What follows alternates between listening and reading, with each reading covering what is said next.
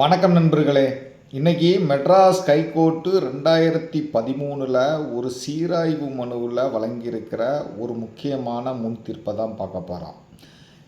இந்த தீர்ப்பில் முக்கியமாக என்ன விஷயத்தை டிஸ்கஸ் பண்ணியிருக்காங்க அப்படின்னா, அதாவது விவசாய நிலங்களை குத்தகைக்கு ஏற்று சொந்த உடல் உழைப்பை செலுத்தி விவசாயம் செய்து மகசூல் எடுத்து வரும் கட்டுக்குத்தகை ஆவணத்தை கட்டாயமாக பதிவு செய்யணுமா அப்படிங்கிற ஒரு முக்கியமான விஷயத்தை தான் இந்த வழக்கில் டிஸ்கஸ் பண்ணியிருக்காங்க.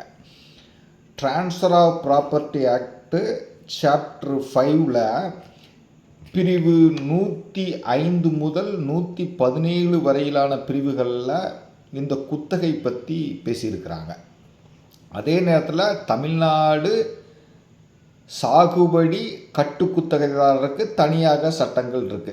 தமிழ்நாடு டெனன்சி ப்ரொடெக்ஷன் ஆக்ட் 1955 அப்படின்னு ஒரு ஆக்ட் இருக்குது. இந்த ஆக்டில் கட்டுக்குத்தகைதாரர்னா என்ன, கட்டுக்குத்தகைனா என்ன, கட்டுக்குத்தகைதாரரை எந்த சூழ்நிலையில் அந்த நிலத்திலிருந்து வெளியேற்ற முடியும், இப்படின்னு பல விஷயங்களில் அந்த ஆக்டில் டிஸ்கஸ் பண்ணியிருப்பாங்க. அதுபோக தமிழ்நாடு அக்ரிகல்ச்சரல் லேண்ட் ரெக்கார்ட்ஸ் ஆக்ட்னு ஒரு ஆக்ட் இருக்குது. அந்த ஆக்டில் ஒரு கட்டுக்குத்தகையை தாலுகா ஆஃபீஸில் எப்படி பதிவு செய்ய வேண்டும் அப்படின்னு அதில் டிஸ்கஸ் பண்ணியிருப்பாங்க. ஒரு ஆவணத்தை எப்போ பதிவு செய்யணும், எப்போ பதிவு செய்ய வேண்டியதில்லை அப்படிங்கிறத இந்தியன் ரிஜிஸ்ட்ரேஷன் ஆக்டில் பேசியிருப்பாங்க. ஒரு ஆவணத்திற்கு எவ்வாறு முத்திரை தீர்வை செலுத்தணும் அப்படிங்கிறத இந்தியன் ஸ்டாம்ப் ஆக்டில் சொல்லியிருப்பாங்க. இப்போ ஒரு விவசாய நிலத்தை நாம் கட்டுக்குத்தகைக்கு ஏற்கிறோம். அது சம்பந்தமாக உரிமையாளர்கிட்ட ஒரு டாக்குமெண்ட் போட்டுக்கிறோம். விவசாய நிலம் தொடர்பாக நாம் உரிமையாளரிடம் செய்து கொள்ளும் அந்த கட்டுக்குத்தகை யாதாசை, அந்த குத்தகை ஆவணத்தை கட்டாயமாக பதிவு செய்யணுமா அப்படிங்கிறது தான் இந்த வழக்கில் டிஸ்கஸ் செய்யப்பட்டிருக்கு. நேரடியாக வழக்கின் சுருக்கத்துக்குள்ளே போவோம். ஏன்னா எங்கள் ஏரியாவில் கிராமப்புறங்களில் இந்த கட்டுக்குத்தகை பிரச்சனைகள் நிறைய இருக்குது. நீதிமன்றங்களில் நிறைய வழக்குகள் இந்த கட்டுக்குத்தகை தொடர்பாக நிலுவையில் இருக்குது. மேக்சிமம் எல்லா வழக்கையும் டிஸ்மிஸ் தான் பண்ணுவாங்க. ஏன்னா முதல்ல நாம் கட்டுக்குத்தகைக்கு ஏற்றுக்கொண்டால் முதல்ல நாம் என்ன செய்யணும்னா அந்த நில உரிமையாளருக்கு கட்டுக்குத்தகையை செலுத்தணும். இங்கே யாரும் செலுத்துவதே கிடையாது. செலுத்தினாலும் ஓரலாக செலுத்திடுவாங்க. அதுக்கு ரசீது வாங்கும் பழக்கம் எல்லாம் இங்கே கிடையாது. அதனாலேயே இந்த கட்டுக்குத்தகை விவசாயிகள் போடுற வழக்குகள் மேக்சிமம் ஃபெயிலியர் ஆகிடுது. நீதிமன்றமும் நீங்கள் முதல்ல அந்த லேண்டில் கட்டுக்குத்தகைதாரராக இருக்கிறீர்களா அப்படிங்கிறதுக்கு என்ன டாக்குமெண்ட்டுன்னு கேட்குறாங்க. அப்போ என்ன டாக்குமெண்ட் இருக்க முடியும்? நாம் ஒரு விவசாய லேண்டை நாம் உரிமையாளர்கிட்டருந்து கட்டுக்குத்தகை கேட்டு சொந்த உடல் உழைப்பை செலுத்தி நம்ம விவசாயம் செய்து மகசூல் எடுத்துகிட்டு வர்றோம்னா நாம் கட்டுக்குத்தகைதாரர் அப்படிங்கிற அந்த மேட்ரை தாலுகா ஆஃபீஸில் பதிவு பண்ணணும். ஆனால் நம்ம பதிவு பண்ண மாட்டோம். ஏன்னா அது குறித்த விழிப்புணர்வு மக்கள்கிட்ட இல்லை. ஓரல் அக்ரிமெண்ட்டு, ஓரலாக நாம் கட்டுக்குத்தகை விவசாயம் பண்ணிட்டு வருவதை தான் இங்கே பெரும்பாலும் இருக்குது. உச்ச நீதிமன்றம், உயர் நீதிமன்றங்கள் கூட அதை அக்செப்ட் பண்ணிக்கிறாங்க. அதாவது நீங்கள் ஒரு லேண்டை கட்டுக்குத்தகைக்கு ஏற்று நீங்கள் விவசாயம் செய்து அனுப்பிச்சிட்டு வந்தீங்கன்னா அது ஓரலாக கூட இருக்கலாம். அது கட்டாயமாக எழுத்துப்பூர்வமாக இருக்க வேண்டிய அவசியம் இல்லை அப்படின்னு சொல்லிடுறாங்க. அப்போது ஒரு கட்டுக்குத்தகை யாதாஸ்து ஒரு எழுத்தால் எழுதப்பட்டால் அதை கட்டாயமாக பதிவு செய்யணுமா அப்படிங்கிற விஷயத்தை தான் டிஸ்கஸ் பண்ணியிருக்காங்க. எனக்கு ஒரு வழக்குக்கு இது தொடர்பாக நீதிமன்ற தீர்ப்புகள் பார்த்துக்கிட்டு இருக்கும்போது எண்ணற்ற தீர்ப்புகள் கிடச்சிது. அதில் ஒரு தீர்ப்பை தான் இப்போ நாம் பார்க்க போகிறோம். இந்த வழக்கில் கண்ட வாதியின் பெயர் ராஜவேல். பிரதிவாதிகள் 2 பேர் இருக்கிறாங்க, மகேஷ்குமார், தனபால். இந்த வாதியான ராஜவேல் இறந்துடுறாரு. அதனால் அவருடைய மகன் கணபதி வழக்கில் ஆட் செய்யப்படுகிறார். இப்போ அந்த வழக்கினுடைய சுருக்கம் என்ன அப்படின்னா, இந்த வாதி இருக்காரு பார்த்தீங்களா, இவர் லேண்டு உரிமையாளர். இவர் வந்து கீழமை நீதிமன்றத்தில் ஒரு வழக்கை தாக்கல் பண்ணுறார். என்ன வழக்கை தாக்கல் பண்ணுறாருன்னா, இந்த சொத்து எனக்கு பாத்தியப்பட்ட சொத்து, பிரதிவாதிகளுக்கும் இந்த சொத்துக்கும் எந்த சம்பந்தமும் கிடையாது. ஆனாலும் அவங்க அடாவடித்தனமாக சொத்தின் சுவாதீனத்தை கைப்பற்றி வச்சுக்கிட்டாங்க. அதனால் இந்த வழக்கு சொத்து எனக்கு பாத்தியப்பட்டதுன்னு டிக்ளேர் பண்ணணும். அதே நேரத்தில் சொத்தின் சுவாதீனத்தை திரும்ப பெற்று எங்கிட்ட ஒப்படைக்கணும் அப்படின்னு கேட்டு ஒரு வழக்கை தாக்கல் பண்ணுறார். இந்த வழக்கிற்கு பிரதிவாதிகள் ரிட்டன் ஸ்டேட்மெண்ட்டு போட்டு வழக்கை நடத்திக்கிட்டு இருக்காங்க. நீதிமன்றம் இஷ்யூஸு ஃப்ரேம் பண்ணுறாங்க. ஒரு கட்டத்தில் ட்ரையல் ஆரம்பிக்குது. வாதி தரப்பில் வழக்கு விசாரணை நடைபெற்று பிளைண்டிவ் சைடு எவிடன்ஸை க்ளோஸ் பண்ணிடுறாங்க. அதன் பிறகு பிரதிவாதிகள் தரப்பு சாட்சியத்தை ஆரம்பிக்கப்பட்டு பிரதிவாதி தரப்பில் இரண்டாவது சாட்சி ப்ரூஃப் ஆஃப் போட்டுருந்தார். அப்படி ப்ரூஃப் ஆஃப் போடும் பொழுதே கூடவே 2 ஆவணங்களை அவர் ரிசீவ் டாக்குமெண்ட் பெட்டிஷன் வைக்கிறார். 6/5/1985, 28/8/1991 தேதியிட்ட 2 குத்தகை ஆவணங்களை நீதிமன்றம் ஏற்றுக்கொள்ள வேண்டும் அப்படின்னு சொல்லி பெட்டிஷன் போடுறாரு. அந்த பெட்டிஷனுக்கு இந்த வாதி தரப்பில் ஒரு கவுண்டர் போடுறாங்க. முக்கியமாக என்ன கவுண்டர் போடுறாங்கன்னா, இந்த பிரதிவாதிகள் தரப்புல நீதிமன்றத்தில் குறியீடு செய்ய கேட்கிற அந்த 2 குத்தகை ஆவணங்களும் முதல்ல பதிவு செய்யப்படலை. அடுத்ததாக போதிய முத்திரவில்லையும் அதுக்கு ஒட்டலை. அதனால் பதிவு செய்யப்படாத இந்த குத்தகை ஆவணங்களை ஒரு சான்றாவணமாக குறியீடு செய்ய முடியாதுன்னு சொல்லி அப்ஜெக்ஷன் பண்ணுறாங்க. இருந்தாலும் நீதிமன்றம் வந்து இந்த அப்ஜெக்ஷனை ஏற்றுக்கொண்டு மார்க் பண்ணுறாங்க. உடனடியாக பிரதிவாதிகள் அந்த 2 ஆவணங்களையும் சாட்சியத்திலிருந்து நிராகரிக்க கோரி பெட்டிஷன் போடுறாங்க. ரிஜெக்ஷன் ஆஃப் டாக்குமெண்ட் போடுறாங்க. அதற்கு இந்த பிரதிவாதிகள் ஒரு கவுண்டர் போடுறாங்க.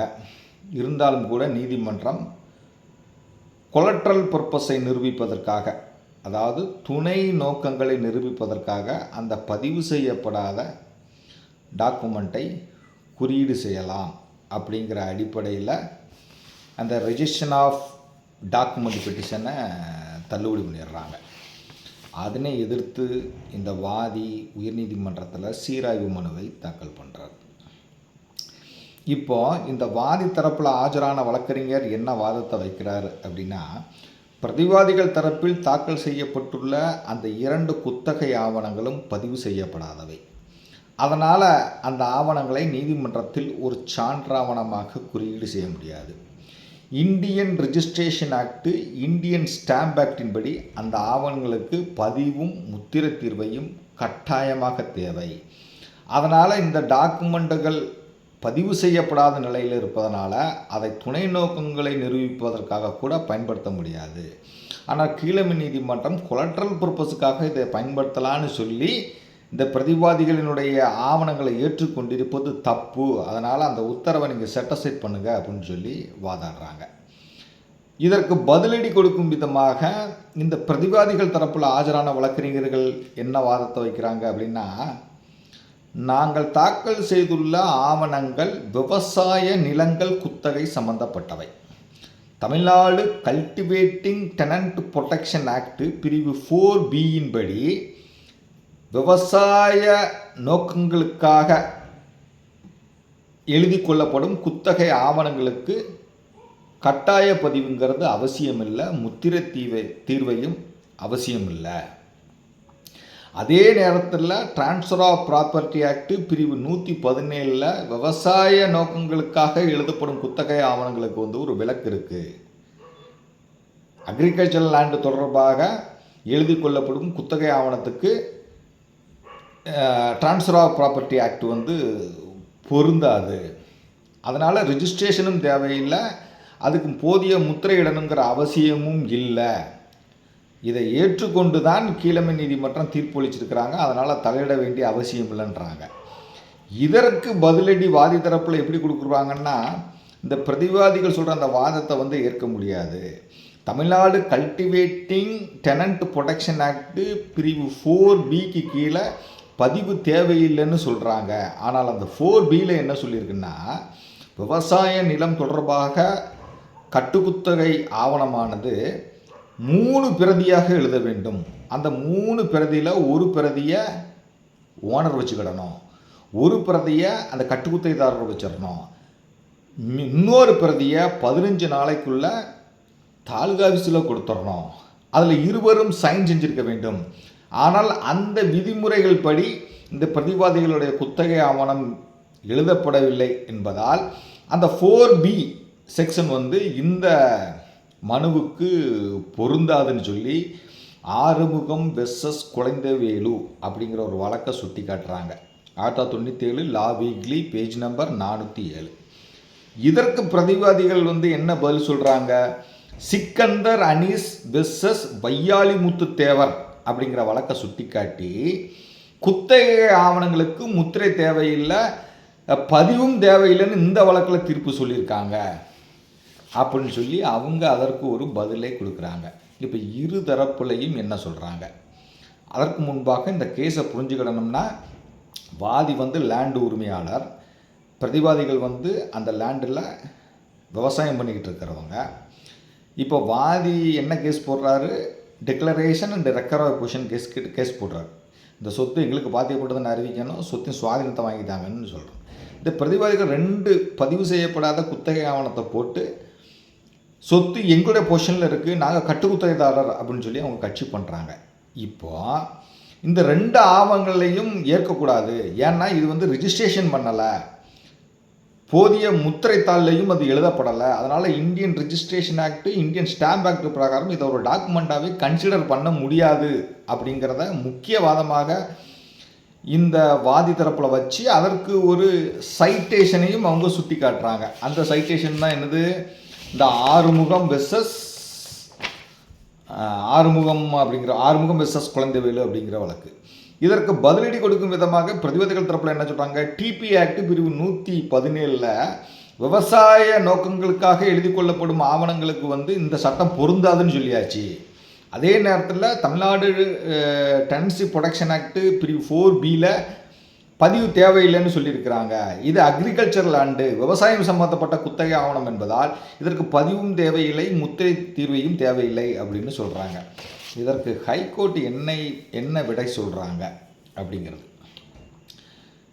இப்போ அந்த வழக்கில் தீர்மானிக்கப்பட வேண்டிய கேள்வி என்ன? விவசாய நிலம் சம்பந்தப்பட்ட குத்தகை ஆவணங்களுக்கு பதிவு தேவையா, முத்திரை தீர்வை தேவையா? இப்படிங்கிற 2 கேள்வி தான். ஒன்று இந்தியன் ரிஜிஸ்ட்ரேஷன் ஆக்டு, இன்னொன்று இந்தியன் ஸ்டாம்ப் ஆக்டு. இந்த 2க்கும் கீழே கட்டாயமாக ஒரு குத்தகை ஆவணமானது இருக்கப்பட வேண்டுமா அப்படின்னு தான் கேள்வி. TP act, transfer of property act, சொத்துரிமை மாற்று சட்டம் பிரிவு 117 என்ன சொல்லியிருக்காங்க? விவசாய நிலங்கள் சம்பந்தப்பட்ட குத்தகை ஆவணங்களுக்கு எக்ஸம்ஷன் கொடுத்துட்டாங்க. அதாவது வேளாண்மை நோக்கங்களுக்கான குத்தகைகளுக்கு டிபி ஆக்ட் பொருந்தாது அப்படின்னு சொல்லிட்டாங்க. அப்போது டிபி ஆக்டில் சொல்லியிருக்கிற இந்த குத்தகை தொடர்பான விதிமுறைகள் வேளாண்மை நோக்கங்களுக்காக எழுதி கொள்ளப்படும் குத்தகைகளுக்கு பொருந்தாது. அதாவது வேளாண் நிலங்கள் சம்பந்தமாக எழுதி போடும் குத்தகை ஆவணங்களுக்கு டிபி ஆக்ட் பொருந்தாது. அப்போ டிபி ஆக்டில் எந்த பிரிவில் என்ன சொல்லியிருக்காங்க அப்படின்னு நமக்கு தெரியணும் இல்லையா? டிபி ஆக்ட் பிரிவு 107. இந்த பிரிவு 107 என்ன சொல்லியிருக்காங்கன்னா, ஒரு குத்தகை ஆவணமானது எப்படி எழுதப்பட வேண்டும் அப்படின்னு சொல்லியிருக்காங்க. அதில் எடுத்தோடனே என்ன சொல்லிடுறாங்க? ஆண்டாண்டுக்கு அல்லது ஓராண்டுக்கு மேலாக எழுதி கொள்ளப்படும் குத்தகை ஆவணங்கள் கட்டாயமாக ஒரு பதிவு செய்யப்பட்ட ஆவணங்கள் மூலமாக மட்டும்தான் இருக்க வேண்டும் அப்படின்னு சொல்லியிருக்காங்க. அப்போ ஓராண்டுக்கு கீழே ஒரு குத்தகை ஆவணம் எழுதப்பட்டால் அதை பதிவு செய்ய வேண்டியதில்லை. ஆனால் ஓராண்டுக்கு மேலாகவோ அல்லது ஆண்டுக்கு ஆண்டு தொடர்வதாகவோ எழுதி கொள்ளப்படும் குத்தகை ஆவணங்களுக்கு பதிவு கட்டாயம்னு சொல்லிட்டாங்க. ஆனால் பிரிவு 117 என்ன சொல்லிட்டாங்க? வேளாண்மை நோக்கங்களுக்காக எழுதி கொள்ளப்படும் குத்தகை ஆவணங்களுக்கு இந்த டிபி ஆக்ட் பொருந்தாதுன்னு சொல்லிட்டாங்க. ரைட்டா? ஏற்கனவே ஆறுமுகம் வெர்சஸ் குழந்தைவேலு அப்படிங்கிற வழக்கில் என்ன சொல்லிட்டாங்க?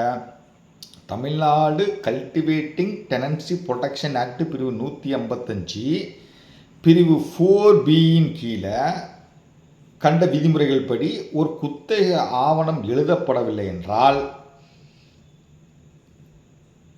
அந்த ஆவணத்திற்கு இந்த 4B பொருந்தாது, அதை கட்டாயமாக பதிவு செய்யணும்னு சொல்லிட்டாங்க. அப்போ இந்த ஆறுமுக மசோதா குழந்தைகள் என்ன சொல்கிறாங்க? டிபி ஆக்ட் பிரிவு 117 பிரகாரம் குத்தகை ஆவணத்துக்கு பதிவோ முத்திரை திருவையோ தேவையில்லை. தமிழ்நாடு டெனன்சி ப்ரொடெக்ஷன் ஆக்ட் பிரிவு 4Bயின் பிரகாரமும் குத்தகை ஆவணத்துக்கு பதிவு தேவையில்லை. ஆனால் 4Bயில் என்ன சொல்லியிருக்காங்க? ஆவணம் 3 பிரதியாக தயாரிக்கப்பட வேண்டும். அந்த 3 பிரதியிலையும் உரிமையாளரும் இந்த குத்தகைக்கு ஏற்பவரும் கையொப்பமிட வேண்டும்.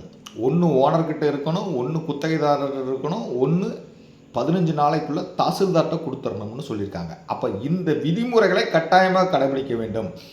அப்படி கடைபிடித்தால் மட்டும்தான் அதுக்கு பதிவு தேவையில்லை.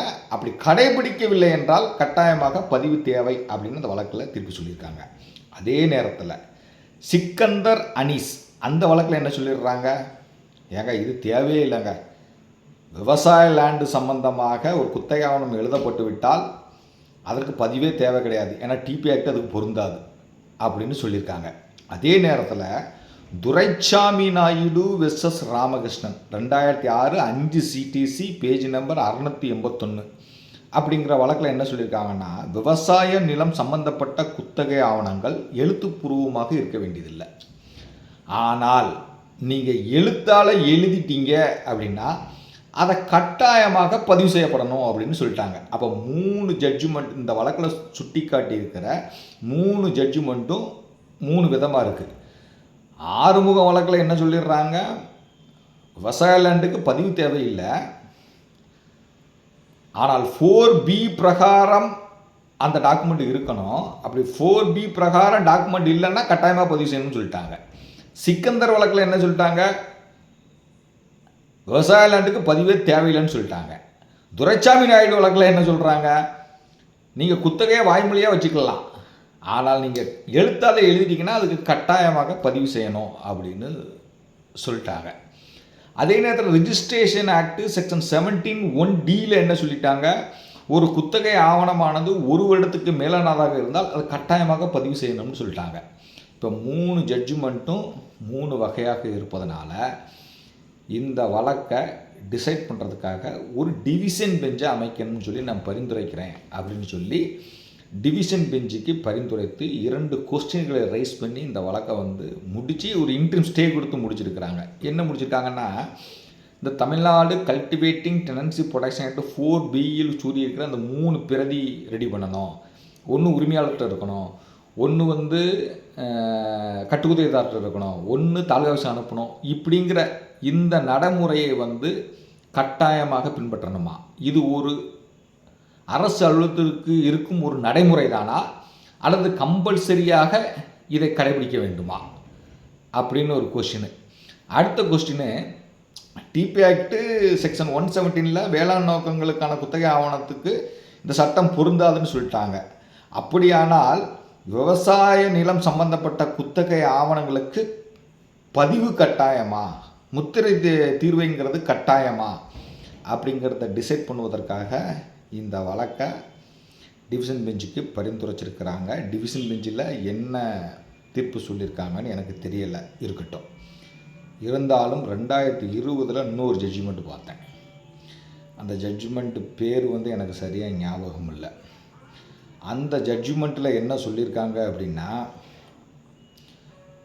இந்த 117 டிபி ஆக்டில் விவசாய நோக்கங்களுக்காக பயன்படுத்தப்படும் நிலங்களை பொறுத்து எழுதி கொள்ளப்படும் குத்தகை ஆவணங்களுக்கு பதிவு கட்டாயமில்லை அப்படின்னு சொல்லியிருந்தாலும் கூட registration act and Indian stamp act பிரகாரம் 1 ஆண்டுக்கு மேற்பட்ட குத்தகை ஆவணங்கள் கட்டாயமாக பதிவு செய்யப்பட வேண்டும். டிபி ஆக்ட் 4Bயில் சொல்லியிருக்கிற அந்த விதிமுறைகள் ஒரு நடைமுறை சட்டம்தான். 2வது, தமிழ்நாடு டெனன்சி ப்ரொடெக்ஷன் ஆக்ட்ங்கிறது ஒரு மாநில சட்டம். ஒரு மாநில சட்டம் மத்திய சட்டத்தை ஓவர் ரைடு பண்ண முடியாது. அதனால் விவசாய நிலம் சம்பந்தப்பட்ட ஓராண்டுக்கு மேற்பட்ட குத்தகை ஆவணங்கள் கட்டாயமாக பதிவு செய்யப்பட வேண்டும்னு ஒரு தீர்ப்பு சொல்லியிருக்காங்க. நான் அந்த தீர்ப்பையும் நோட் பண்ணி வச்சுருக்கேன், இந்த தீர்ப்பையும் நோட் பண்ணி வச்சுருக்கேன், இதுக்குள்ளே சொல்லியிருக்கிற தீர்ப்புகளையும் நோட் பண்ணி வச்சுருக்கேன். இன்னும் வெரைட்டியாக அதே என்னது நிறைய வெரைட்டியாக இப்போ சுப்ரீம் கோர்ட்டுமே வந்து 1994 ஒரு வழக்கில் என்ன சொல்லிடுறாங்க, விவசாய நிலம் சம்மந்தப்பட்ட ஆவணங்களுக்கு பதிவு தேவையில்லைன்னு சொல்லியிருக்காங்க. துளசி வெர்சஸ் போரா அப்படின்னு ஒரு வழக்கில் சுப்ரீம் கோர்ட் என்ன சொல்லிடுறாங்க, நீங்கள் விவசாய நிலம் சம்மந்தப்பட்ட குத்தகையானது வாய்மொழியாக இருக்கலாம், அது எழுத்தால் எழுத வேண்டுங்கிற கட்டாயம் இல்லை அப்படின்னு தீர்ப்பு சொல்லியிருக்காங்க. இப்படி வகை வகையாக தீர்ப்பு சொல்லியிருக்காங்க. நம்ம வழக்குக்கு தகுந்த மாதிரி நாம் தீர்ப்பு எடுத்து நீதிமன்றத்தில் பயன்படுத்திக்கிட வேண்டிதான். மொத்தத்தில் இந்த தீர்ப்பில் என்ன சொல்லியிருக்காங்க அப்படின்னா, டிபி ஆக்ட் 117 விவசாய நிலம் சம்மந்தப்பட்ட குத்தகை ஆவணங்களுக்கு டிபி ஆக்ட் பொருந்தாதுன்னு சொல்லிட்டாங்க. உண்மைதான், ரைட்டா? அதே நேரத்தில் தமிழ்நாடு டெனன்சி ப்ரொடக்ஷன் ஆக்டில் செக்ஷன் 4B கீழே விவசாய நிலங்கள் சம்மந்தப்பட்ட நிலங்களுக்கு பதிவு தேவையில்லைன்னு சொல்லியிருக்காங்க. ஓகே தான், அதுவும் சொல்லிட்டாங்க. ஆனால் இந்தியன் ரெஜிஸ்ட்ரேஷன் ஆக்டில் செக்ஷன் 17(1)D என்ன சொல்லிட்டாங்க, ஓராண்டுக்கு மேற்பட்ட குத்தகை ஆவணங்கள் கட்டாயமாக பதிவு செய்யப்படணும்னு சொல்லிட்டாங்க. இப்போது நாம் வாதியாகவோ அல்லது பிரதிவாதியாகவோ இருந்து, இல்லை நாம் ஓனருக்கோ அல்லது கட்டுக்குத்தகைதாரருக்கோ நாம் வழக்கறிஞராக அப்பீராக வேண்டிய சூழ்நிலை வரும் பொழுது, இதுபோல் குத்தகை ஆவணங்கள் ஏதாவது உள்ளே வரும் பட்சத்தில் நாம் அந்த குத்தகை ஆவணத்தை நமக்கு ஃபேவராக ஆக்கிக்கொள்வதற்கும் இல்லது அதை ஏற்கவே கூடாதுன்னு எதிர்த்து வாதாடுவதற்கும் இந்த தீர்ப்பு கட்டாயமாக உதவும். ஏன்னா அந்த தீர்ப்பில் இந்த 2 பிரச்சனைகளுக்குமே விடை இருக்குது, முன் தீர்ப்புகள் இருக்குது. அதாவது விவசாய நிலம் சம்மந்தப்பட்ட கட்டுக்குத்தகை ஆவணத்திற்கு கட்டாய பதிவு தேவை அப்படின்னு வாதாடணும்னா இந்த தீர்ப்புக்கு உள்ளே இருக்கிற ஜட்ஜ்மெண்ட்டை நம்ம எடுத்துக்கலாம். விவசாய நிலம் சம்பந்தப்பட்ட குத்தகை ஆவணங்களுக்கு ரிஜிஸ்ட்ரேஷன் தேவையே இல்லைங்க, ஸ்டாம்பும் தேவையே இல்லைங்க அப்படின்னு வாதாடுவதற்கும் இந்த தீர்ப்பை நம்ம பயன்படுத்திக்கலாம். அதே நேரத்தில் விவசாய நிலம் சம்பந்தப்பட்ட குத்தகையானது வாய்மொழியாகவும் இருக்கலாம் அப்படிங்கிறதுக்கும் இதுக்குள்ளே இருக்கிற தீர்ப்பை நம்ம பயன்படுத்திக்கலாம். அதே நேரத்தில் வாய்மொழியாக இருந்தாலும் கூட அது எழுத்தால் எழுதப்பட்டு விட்டால் அதற்கு கட்டாயமாக பதிவு தேவை அப்படிங்கிறதுக்கும் இதுக்குள்ள உள்ள தீர்ப்பை நம்ம பயன்படுத்திக்கலாம். இப்படி விவசாய நிலம் சம்பந்தப்பட்ட அந்த குத்தகை தொடர்பான பல்வேறு பிரச்சனைகளுக்கு இந்த வழக்கில் விடை இருக்குது. ஆனால் இந்த தீர்ப்பை நாம் ஒரு கோர்ட்டில் பயன்படுத்த முடியாது. ஏன்னா இதை டிவிஷன் பெஞ்சுக்கு பரிந்துரை பண்ணியிருக்கிறாங்க. நான் 2020 ஒரு ஜட்ஜ்மெண்ட்டு சொன்னேன் பார்த்தீங்களா, அந்த ஜட்ஜ்மெண்ட் டிவிஷன் பெஞ்சு அதில் ரொம்ப கிளியராக சொல்லிட்டாங்க. ஏன்னா என்ன சொல்லிட்டாங்கன்னா, தமிழ்நாடு கல்டிவேட்டிங் டெனன்சி ப்ரொடக்ஷன் ஆக்டுங்கிறது ஒரு மாநில சட்டம், Indian registration act, Indian stamp act எல்லாமே வந்து மத்திய அரசு சட்டம். அதாவது ஒரு மாநில சட்டம் வந்து மத்திய அரசை வந்து ஓவர்ரைட் பண்ண முடியாது. அதனால் அந்த சட்டத்தின் பிரிவு 4Bயில் கண்ட விதிமுறைகள் வந்து வெறும் ப்ரொசீஜரலாக தான். அது வந்து இந்த இந்தியன் ரெஜிஸ்ட்ரேஷன் ஆக்டையும் ஸ்டாம்ப் ஆக்டையும் தாண்டி போக முடியாது. ஒரு குத்தகை ஆவணமானது 1 வருஷத்துக்கு மேலே இருந்தால் அது கட்டாயமாக பதிவு செய்யப்படணும். அது விவசாய நிலமாக இருந்தாலும் கூட கட்டாயமாக பதிவு செய்ய வேண்டும் அப்படின்னு தீர்ப்பளிச்சிருக்காங்க. இந்த தீர்ப்பினுடைய விவரத்தையும் நான் டிஸ்கிரிப்ஷன் பாக்ஸில் கொடுக்குறேன், படித்து பாருங்கள். கண்டிப்பாக உங்கள் அனைவருக்கும் பயன்படும். ஏன்னா எங்கள் ஏரியாவில் அந்த கட்டுக்குத்தகை சம்மந்தப்பட்ட வழக்குகள் நிறைய உண்டு. அதனால் எங்களுக்கு இது ரொம்ப யூஸ்ஃபுல்லாகும். உங்கள் ஏரியாவிலையும் இந்த மாதிரி கட்டுக்குத்தகை ஏதாவது பிரச்சனைகள், இந்த விவசாய நிலம் குத்தகை சம்மந்தப்பட்ட இந்த டாக்குமெண்ட் இந்த மாதிரி பிரச்சனை இருந்துச்சுன்னா இந்த தீர்ப்பை படித்து பாருங்கள். கண்டிப்பாக அனைவருக்கும் யூஸ்ஃபுல்லாக இருக்கும். நன்றி.